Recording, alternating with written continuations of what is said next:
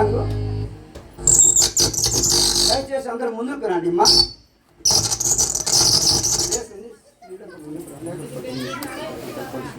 మన మధ్యనున్న రవికుమార్ నచ్చే పాట పాడు.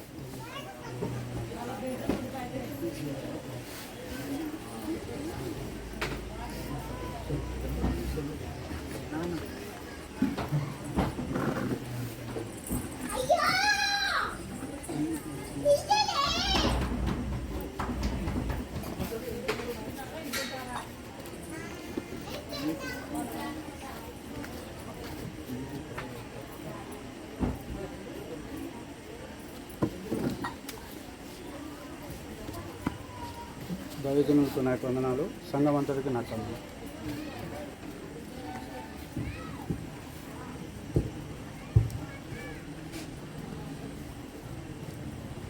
ఎన్ని తలచినా ఏది అడిగినా జరిగేది నీ చిత్తమే ప్రభువా, జరిగేది నీ చిత్తమే.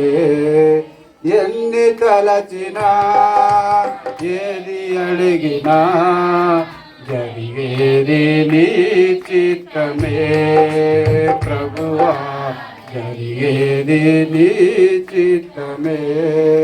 నీ వాక్కుకై వేచి ఉంటిని, నా ప్రార్థన ఆలకించుమా ప్రభువా, నా ప్రార్థన ఆలకించుమా. ఎన్ని తలచినా ఏది అడిగినా జరిగేది నీ చిత్తమే ప్రభువా, జరిగేది నీ చిత్తమే. నీ తోడు లేక నీ ప్రేమ లేక ఇలలో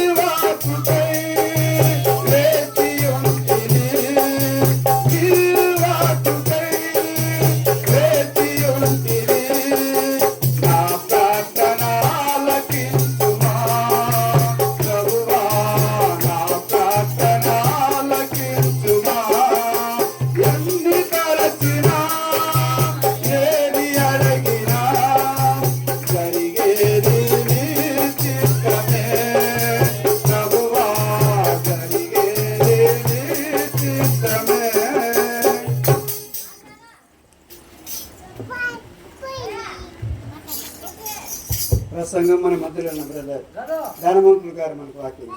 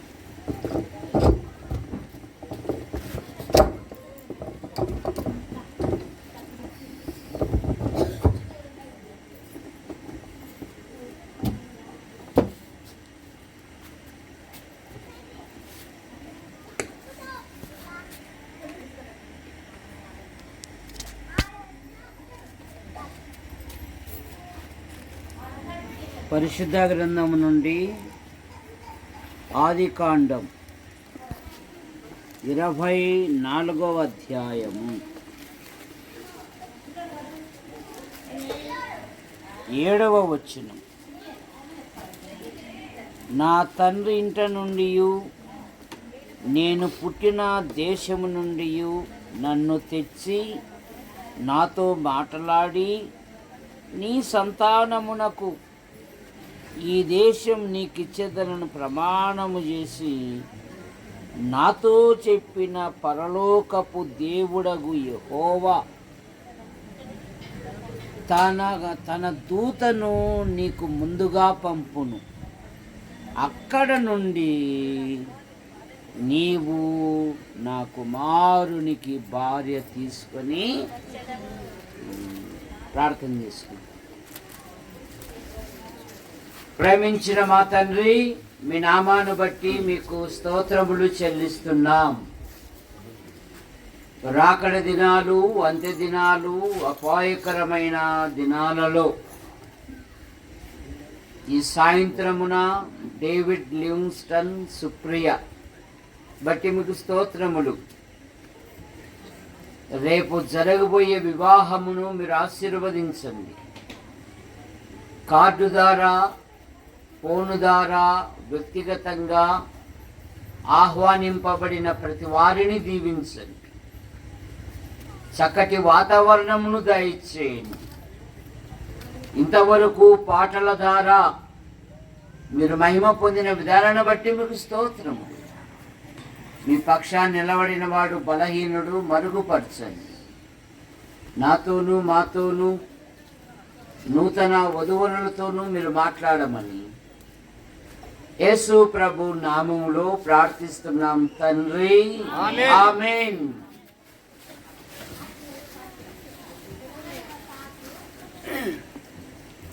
అబ్రహాము ఒక తండ్రిగా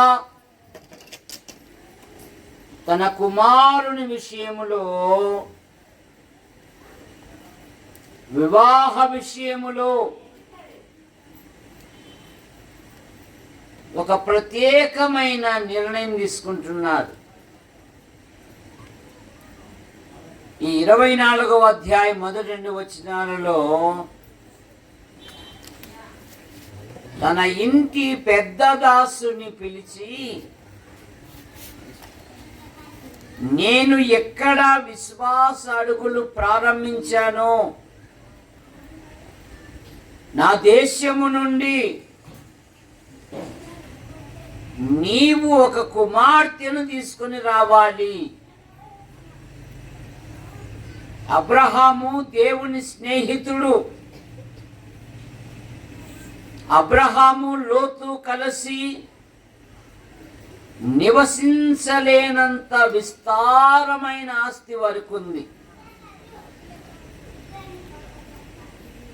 సంపద మీద మనసు లేదు, కానీ అబ్రహామునకు దేవుడు దేనికి శిల్పియు నిర్మాణకుడై ఉన్నాడో పునాదులు గల ఆ పట్టణము కొరకు అబ్రహాము ఎదురు చూస్తూ తన కుమారుడైన ఇస్సాకు విషయములో ఒక ప్రత్యేకమైన శ్రద్ధ తీసుకుంటున్నాడు. ఈ కనానీయుల మధ్య నేను కాపురం ఉన్నాను కదా, ఈ కనానీయుల కుమార్తెలలో ఒకదానిని పెళ్లి చేయక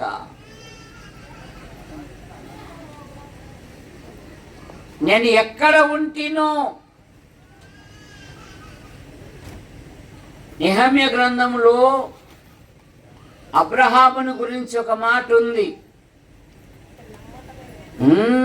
అతడు నమ్మకమైన మనస్సు గలవాడని ఎరిగి అద్దరి నుండి ఇద్దరికి తీసుకొని వచ్చాడంట. ఇప్పుడు వివాహ విషయంలో ఒక ప్రత్యేకమైన శ్రద్ధ తీసుకుంటున్నాడు.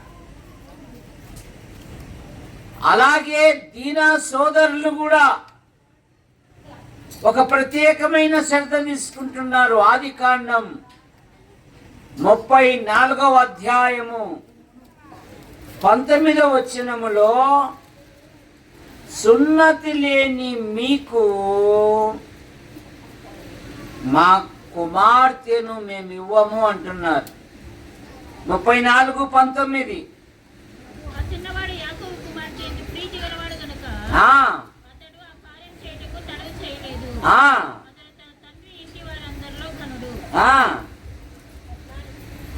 చదవండి. మేము ఈ కార్యము చేయలేము, సున్నతి చేయించుకొనని వానికి. చూసారు వివాహ విషయంలో ఈ దినాలలో వివాహాలు మరి సమూయేలు కాలంలోనే ఎవరు చేశారో పెళ్ళి భలే చేశారు. అతని పేరు నాబాలు, ఐశ్వర్యవంతుడు, మోటువాడు,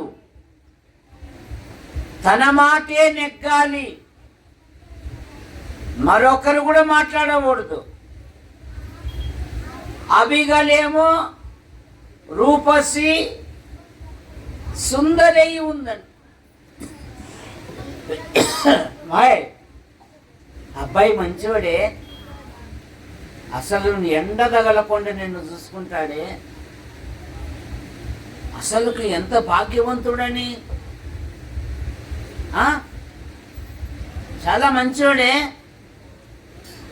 అంటారు కదా. 100 అబద్ధాలైనా ఆడి ఒక కొంప ముంచాలని, కొంప కాదు పెళ్లి చేయాలని, రాయి కట్రాయికి చేర్చాలంట. చూసారా? కానీ అబ్రహాం అలా కాదు. తన కుమారుని విషయములో ఒక ప్రత్యేకమైన శ్రద్ధ తీసుకుంటున్నాడు. ఎక్కడ నేను విశ్వాసపు అడుగులు ప్రారంభించాను అక్కడ నుండే నా కుమారునికి ఒక యమనస్తురాలను తీసుకొని రావాలి. అబ్రహాము ఎలాంటి వాడు అంటే, అబ్రహాము కుటుంబాన్ని గురించి దేవుడే సాక్ష్యం ఇచ్చాడు. ఆదికాండం 18వ అధ్యాయము 19వ వచనములో తన తరువాత తన పిల్లలను తన ఇంటి వారును నీతి న్యాయములు జరిగించుచు యెహోవా మార్గమును గైకొనుటకు ఆజ్ఞాపించినట్లు చూసారు, దేవుడు సాక్ష్యం ఇస్తున్నాడు అబ్రహాం ఇంటిని. ఏమని? తన తరువాత అంటే తాను ఈ లోకం విడిచినను తన పిల్లలు తన ఇంటి వారు దేవుని యందు భయభక్తులు కలిగి జీవించున్నట్లుగా అబ్రహాము తన ఇంటి వారికి తన పని వారికి నేర్పించారు. 5 మంది బందిపోటు రాజులు లోతును దోచుకొని వెళితే అబ్రహాము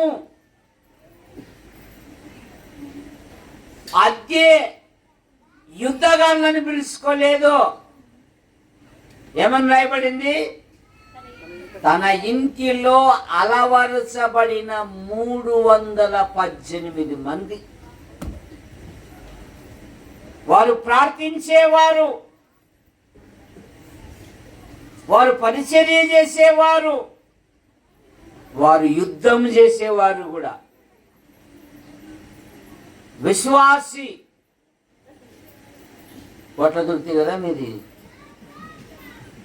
రోజు యుద్ధం చేయాలంటే విశ్వాసి ఎవరెవరితో చేయాలా? వెంకాయమ్మ, పుల్లయ్య, మదన్ మోహన్తో కదా. ఎవరెవరితో చేయాలి విశ్వాసి? శరీరముతో యుద్ధం చేయాలి, లోకముతో యుద్ధం చేయాలి, అంధకార సంబంధమైన దురాత్మల సమూహముతో యుద్ధం చేయాలి. ఈ 5 మంది బందిపోటు రాజులు లోతు యొక్క సమస్తాన్ని దోచుకొని వెళితే తన ఇంటిలో అలవర్చబడిన 318 మందితో అద్భుతమైన విజయాన్ని సాధించాడు అబ్రహాము. ఇప్పుడు ఇంటి దాసునికి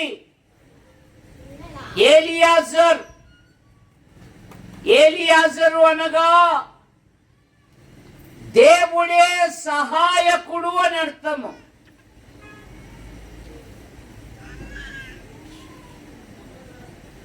ఆదికాండం 15వ అధ్యాయం 1వ వచనములో అబ్రహామా భయపడకుము, నేను నీకు కేడము అత్యధికమగునని అనగా, ఎంతిచ్చే నాకెందుకయ్యా, ఈ ఆస్తికంతా దమస్కు వాడైన ఏలియాజరు ఏలబోతాడు కదా.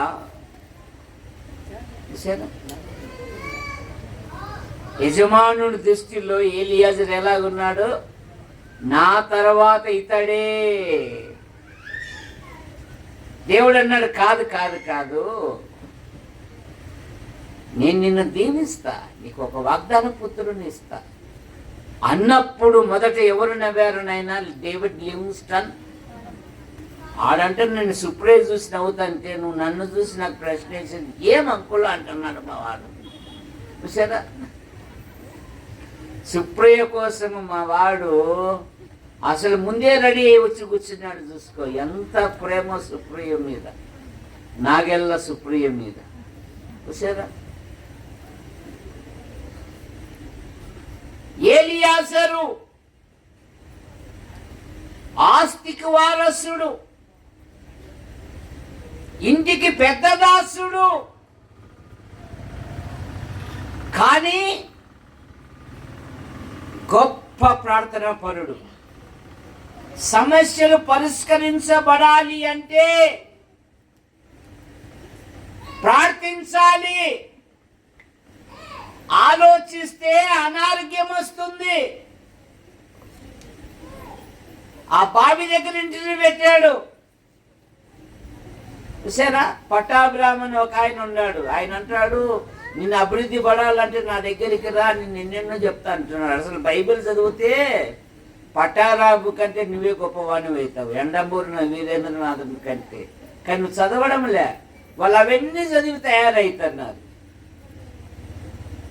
ప్రభువా, అసలుకు ఏలియాజరు తాను మోకరింపడమే కాకుండా, చెప్పు జయరాజన్న, ఏ మోకరిల్నాయి? ఏనుగులు కాదన్నా, ఒంటెలు. ఏ మోకరించాయి? ఒంటెలు కూడా మోకరించాయి. సమస్యలు పరిష్కరించబడాలంటే ప్రార్థించడం అలవర్చుకోవాలి. బైబిల్ చెప్తుంది కదా, ఫిలిప్పీ పత్రిక 4వ అధ్యాయం 6వ వచనములో, దేనిని గూర్చియు చింతపడకుడి గాని ప్రతి విషయమునందు ప్రార్థన విజ్ఞాపనముల చేత కృతజ్ఞత పూర్వకముగా మీ విన్నపములు దేవునికి మనుషులకు తెలియజేస్తాం మనం. మనుషులకు తెలియజేస్తే ఊరంతా తెల్లారి లోపల వద్దిరాలకంతా అంటించేస్తారు. కానీ ప్రభువుకు తెలియజేయి, ప్రతి ఒక్కరు తెలుస్తాడు. మన దేవుడు అడుగు వాటికంటే, ఊహించు వాటికంటే అత్యధికముగా ధారాళముగా చేయ శక్తి గల దేవుడు. ప్రభువా, ఈ ఊరి యవనస్తురాలు వస్తున్నారు, ఎవరైతే నాకును నా ఒంటెలకును నీళ్లు చేదెదరో, నీళ్లు ఇచ్చును, ఆ యవనస్తురాలే నా యజమానుని కుమారునికి భార్యగును.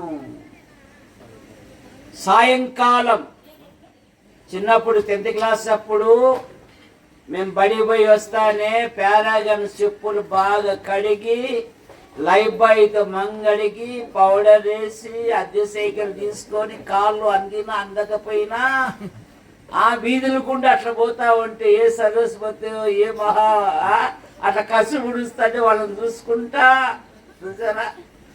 సాయంకాలం అమ్మాయిలు చక్కగా సింగారించుకునే సమయం. రిబకా వచ్చింది. ఒక ఒంటె 300 కడవల నీళ్ళు తాగుతుంది.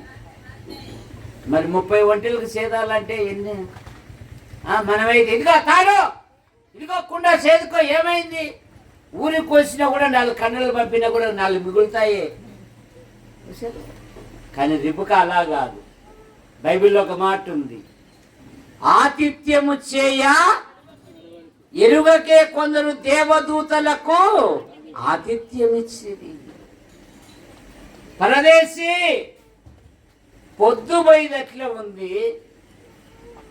ఈ రాత్రి మా ఇంట్లో విశాలమైన స్థలం ఉంది, మీ పశువుల గడ్డి కూడా ఉంది, మా దగ్గర ఉండిపోనివ్వండి. మా అమ్మని అడుగుతా, మా నాయన్ని అడుగుతా, ఉండు వాళ్ళకు ఒక SMS పంపుతా, వాళ్ళు ఏమన్నా చెప్తే అప్పుడు వస్తువులే అంకులు, నువ్వు వస్తే మాకు ఇష్టమే, కానీ నా ఇష్టానుసారంగా చేసేది లేదు కదా మా అమ్మను మా నాయన ఒకసారి. కానీ రిబకా అలా కాదు. రిబకా ఏ మాట చెప్పినా కూడా తల్లిదండ్రులు అంగీకరించే వాళ్ళంట. కారణమేమి?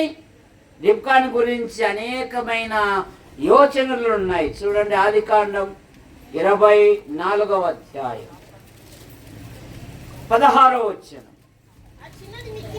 ఆ చిన్నది మిక్కిలి చక్కనిది. నీ ఆధ్యాత్మిక జీవితములో నీకు ఆస్తి లేకపోవచ్చు, అంతస్తు లేకపోవచ్చు, పేరు ప్రఖ్యాతులు లేకపోవచ్చు, కానీ సామెతల గ్రంథంలో ఏముందంటే యెహోవా యందు భయభక్తులు కలిగిన స్త్రీ కొనియాడబడును. నీ పిల్లలకు దేవుని మార్గము నేర్పు, దేవుని యందు విశ్వాసం ఉంచడం నేర్పు, విశ్వాస మార్గములో కొనసాగే పిల్లలుగా తయారు చేయి. ఆ పిల్లల కొరకు నువ్వు ప్రార్థన చేయి. ఆ పిల్లల జీవితాలలో దేవుడు అద్భుతమైన కార్యాలు జరిగిస్తాడు. మనం ప్రార్థించేది మానేసి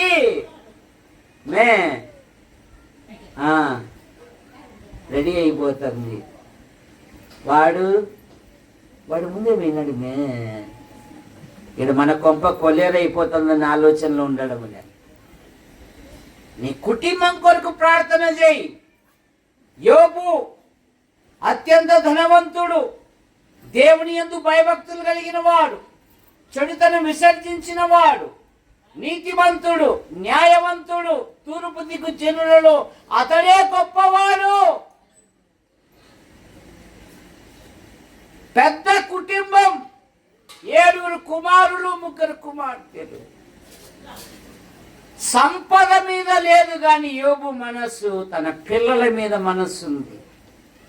తన పిల్లలు పాపము చేసి దేవుని కోపానికి, దేవుని శాపానికి దేవుని ఉగ్రతకు ఎక్కడ గురి అవుతారో అని దేవుని యందు భయభక్తులు కలిగిన యోబు, చెడుతనం విసర్జించిన యోబు, న్యాయవంతుడైన యోబు, నీతిమంతుడైన యోబు, అత్యంత ధనవంతుడైన యోబు అరుణోదయమే లేచి, యోబు గ్రంథం 1వ అధ్యాయం 5వ వచనములో వారి వారి విందు దినములు పూర్తి కాగా యోబు తన కుమారులు పాపం చేసి తన హృదయంలో దేవుని దూషించినేమో అని వారిని పిలువనంపించి వారిని పవిత్రపరచి అరుణోదయమున లేచి ఆ వారిలో ఒక్కొక్క నిమిత్తమై దహనబలి అర్పించుచూ వచ్చెను. యోబు నిత్యము అలాగూ లేచినెను. ఊరికి అప్పటికప్పటికి కాదంటే భక్తి, చాలా మంది అక్కడ అప్పుడప్పుడు పుట్టుకొని వస్తుంది. కానీ యోబు అలా కాదు,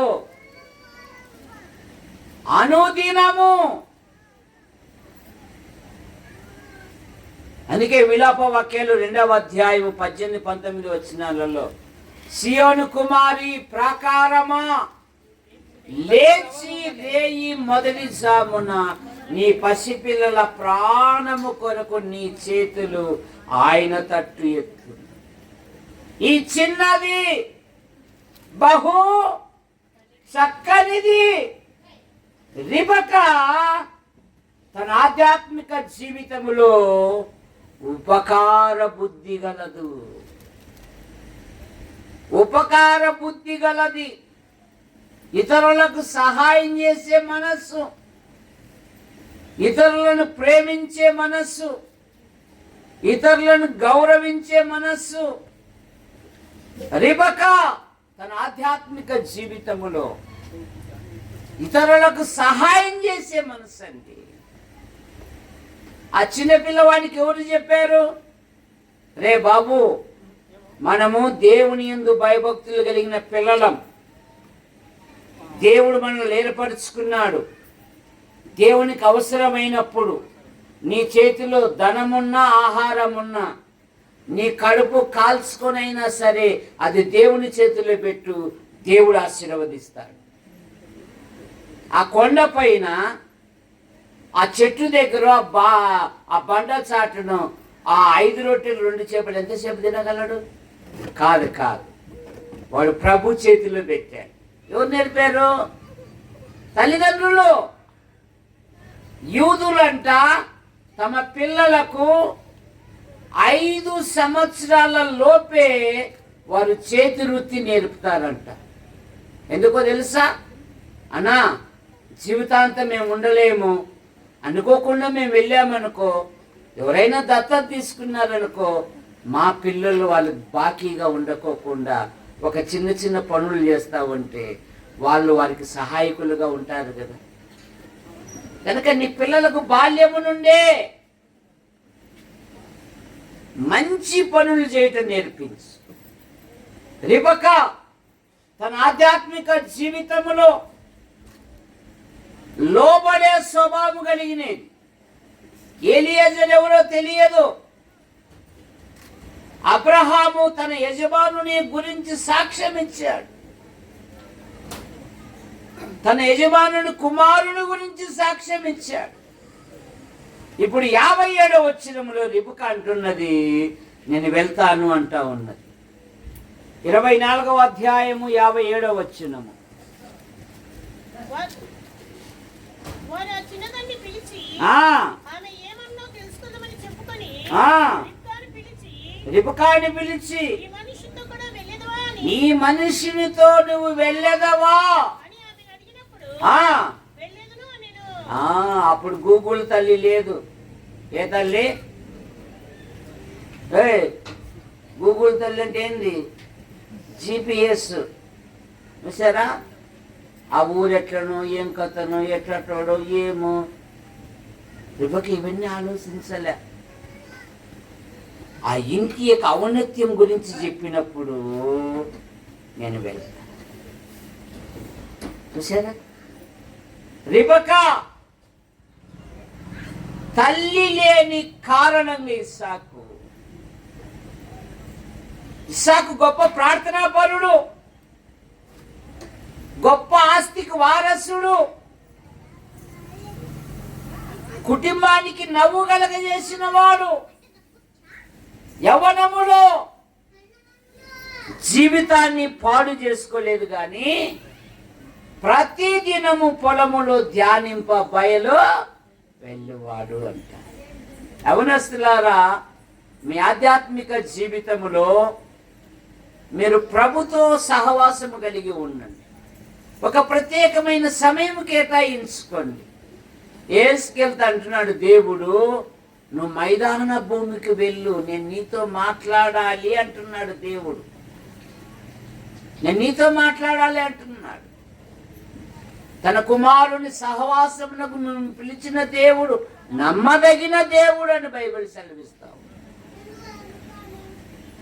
ఇస్సాకు గొప్ప ఆస్తి ఉన్నా, చక్కని యవ్వనం ఉన్నా,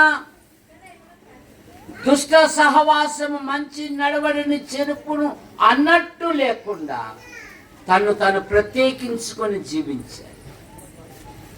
ఇస్సాకు వివాహమైనప్పుడు 40 సంవత్సరాలు, పిల్లలు పుట్టినప్పుడు 60 సంవత్సరాలు. ఇస్సాకు భార్య గొడ్రాలు గనక అతడు ఆమె కొరకు 20 సంవత్సరాలు ప్రార్థన చేశాడు. రెబెకా తల్లి లేని కారణంగా తన భర్తకున్న దుఃఖ నివారణను తొలగించిందండి. చూసారా? అతడు ఆమెను ప్రేమించేను, తన తల్లి విషయమై దుఃఖ నివారణ పొందిననే మాట మనం చూస్తాం. కనుక డేవిడ్, సుప్రియ వారి ఆధ్యాత్మిక జీవితములో ప్రభునకు ప్రథమ స్థానం ఇవ్వాలి, ప్రార్థనకు ప్రథమ స్థానం ఇవ్వాలి. అలాగే సుప్రియ అత్తను ప్రేమించాలి. ఋతుజుడు దేశము గాని దేశంలోకి వచ్చి ఆ రుద్రాలు కొరకు పొలములో పనిచేసి తన అత్తను పోషించింది. యేసు ప్రభు వంశావళిలో 5 మంది మహిళలు అట్లా ప్రకాశిస్తూ ఉన్నారు. అందులో రూతు ఒక పేరు. లివింగ్స్టన్, సుప్రియ తన ప్రాంతాన్ని, తన దేశాన్ని, తన ఇంటిని వదిలి సర్వస్వం నీవేని నీ దగ్గరికి వచ్చినప్పుడు సుప్రియకు ఎట్టి పరిస్థితులలో కూడా కన్నీళ్లు తెప్పకూడదు. ఏం తెప్పకూడదు? కన్నీళ్లు తెప్పకూడదు. నీ ఆధ్యాత్మిక జీవితం ఆదివారం హాలిడే జాలిడే కాదు, ద లార్డ్స్ డే, ప్రభు దినము, ప్రభును ఘనపరిచే దినం, ప్రభును మహిమపరిచే దినం, ప్రభును ప్రశంసించే దినం, ప్రభు మరణ పునరుత్థానములను జ్ఞాపకం చేసుకొని ఆయనను స్తుతించే దినం. ఆరాధనకు తప్పకుండా భార్య భర్తలు ఇద్దరు నడవాలి. జమడకు కాదు, పెద్ద మాంసానికి పరిగెత్తేది. అర్థమైందా? ఆరాధనకు. ఏ మంగళవారం ఉంటుంది కదా పెద్ద మాంసం, జాగ్రత్త. ఆరాధన ముఖ్యం. నేనేమో నర్సరావుపేటలో పెళ్లి చేసుకున్నా మా సొంతూరి ఆడికి. మా నాన్న తీర ప్రార్థన పోయేటప్పుడే ఏదో సమస్య పెడతాడు, చిన్న కొట్టం. మేము అన్నం తినేటప్పుడే మా నాయన బిడి కలుస్తుంటాడు. ఆకలికి తట్టుకోలేక గిన్నెలో నీళ్ళు పోసిపోయాడు. ఇక్కడ కొలింగుళ్ళకి ఆరాధనకు వచ్చేవాడిని. పోతున్నారా అంటాడు. అంతే. ఇంకా మే కుమారు పని చేస్తలేడు, వండినాక మనం పోదాం లేని వాళ్ళకి అన్నం వండిపోయేటోళ్ళం. ఆరాధన ఇంటికి వస్తే మాకు అన్నం కూడా పెట్టేటోళ్ళు కాదు. ఏ 4 గంటలకు పోయి అన్నం తినేవాళ్ళు. కానీ ఆరాధన మాత్రం మానలేదు. కనుక మీ ఆధ్యాత్మిక జీవితంలో విశ్వాస గృహమునకు, ఉద్దిరాల విశ్వాస గృహమునకు ప్రతి కూడికకు హాజరుగా. కనుక రెబెకా తన ఆధ్యాత్మిక జీవితములో ఇస్సాకు యొక్క ప్రార్థనను బట్టి రెబెకా కూడా ప్రార్థించడం నేర్చుకుంది. సరే, ఆమె ముందే దేవుని ఎరగని ఒక అన్యురాలు. ఆ జానుడి కడుపులోనే ఇద్దరు కొట్లాడుతున్నారు. యెహోవాను ఈ విషయమై అడుగ వెళ్ళింది. ఎక్కడి నుండి వచ్చింది ఇది? డెమిస్ట్రేషన్ ఎక్కడి నుండి వచ్చింది? ఇంటి నుండి. ఎందుకంటే కలవతి యొక్క ఆ యవనము నుండే మేము సార్ దగ్గరకు వచ్చేటప్పుడు ఆమె కూడా అట్లా వచ్చేది. కనుక ఒక చక్కని తల్లిని దేవుడు నీకు ఇచ్చాడు. ఇప్పుడు ఒక చక్కని అమ్మాయి నిన్ను ప్రేమించి నీ వద్దకు వచ్చింది. ఆమెను ప్రేమగా చూసుకో. రిబకా ప్రార్థిస్తా ఉంది. ప్రార్థించడమే కాదు, రిబకా అన్ని విషయాలలో భర్తకు సహకారిగా ఉంది. అందుకని వారి జీవితములో దేవుడు ఆశ్చర్యకరంగా పోరాడే ఒక యువకుని దయచేశాడు. ఆ యువకుని పేరుతో ఒక దేశం పిలువడుతూ ఉంది. యాకోబు పోరాడువాడు లోక సమస్యలతో కాదు, దేవునితో. నువ్వు నన్ను ఆశీర్వదించితే కానీ నేను నిన్ను మన ప్రార్థనలు ఇప్పుడు అట్లా లేవు. ప్రభువా అది దయచేయి, ఇది దయచేయి, ఏమి దయచేయకపోతే నువ్వు కూడా మా ఇంట్లో ఉండి బయటికి దయచేయి అంటున్నారు. కానీ యాకోబు అలా అడగలే. నువ్వు నన్ను ఆశీర్వదించు వరకు నేను నిన్ను. ఎపఫ్రా అనేవాడు కూడా నూతన నిబంధనలో కనపడతాడండి. ఇతడు ఎల్లప్పుడూ మీ కొరకు తన ప్రార్థనలలో పోరాడువాడు. కనుక సుప్రియ జ్ఞానవంతురాలు తన ఇల్లు కట్టుకొను అన్నట్టుగా నువ్వు అత్తగారింటికి వచ్చినాక అక్కడున్న బలహీనతలు అమ్మలకు పంపించకూడదు. అమ్మా మన ఇంట్లో మాదిరి కాదమ్మా, ఈడ అసలు ఒకటి ఉంటే ఒకటి ఉండదమ్మా. అసలు ఏం చెప్తుంది 45వ కీర్తనలో? నీ తండ్రి ఇంటిని మరువు, ఇది నీ ఇల్లు, ఇంటికి నీవే మహారాణివి. అర్థమైనా? రేపు మరిన్ని సూచనలు చెప్తాను బాబు.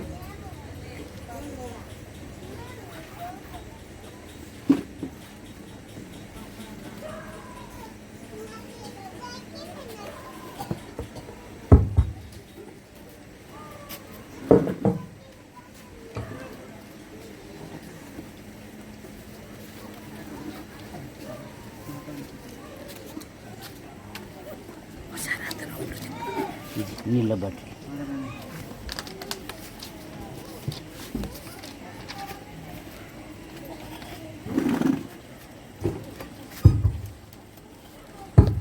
విశ్వాస గీతాల పాటల పుస్తకం నుంచి 7వ పాట, పాడదా నే పాడదా అనే పాట. పాడేదా నే పాడేదా నీ పాటలు గౌగా, పాడేదా నీ పాటలు గౌగా, పాడేదా నాదు నాదు తరాయువాని కలమను నించే పలుగే దేవని కలమను నించి పలుగే పాప